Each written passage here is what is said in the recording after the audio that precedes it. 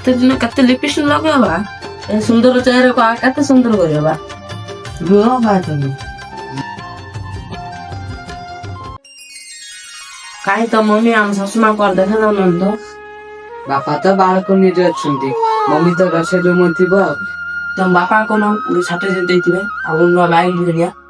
ହଁ ମୋ ବାପା ପୁଣି 60,000 ଦବ। ମଗର ତ ପ୍ୟାଣ୍ଟ ସାର୍ଟ ହଲି ଦେଲେନି, ଆଉ 60,000 ଦେବ।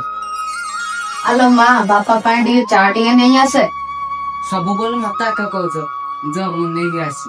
ଓ ମା, ଟିକେ ଜଲ୍ଦି ନେଇକିରି ଆସେ, ବାପା ସିଆଡେ ରାଗିବେ।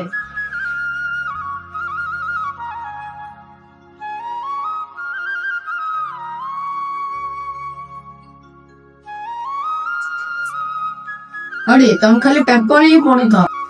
ଆଲୋ କଣ ହେଲା ଏମିତି ରାଉ ରାଉ ହଉଛୁ?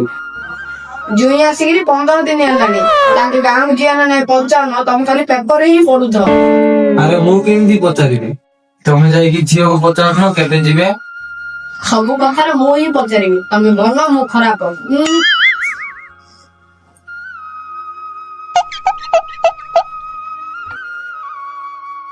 ବାପା ଚାହୁଁନି।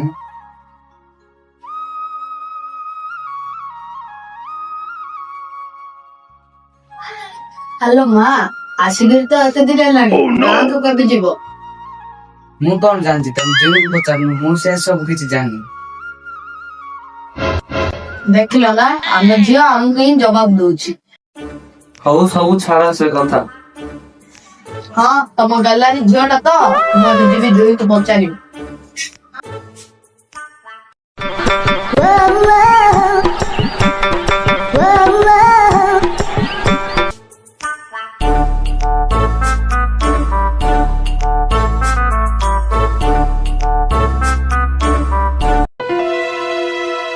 ଆଉ ଜୁଇଁ ଗାଁ ଆଡେ ଯିବନି?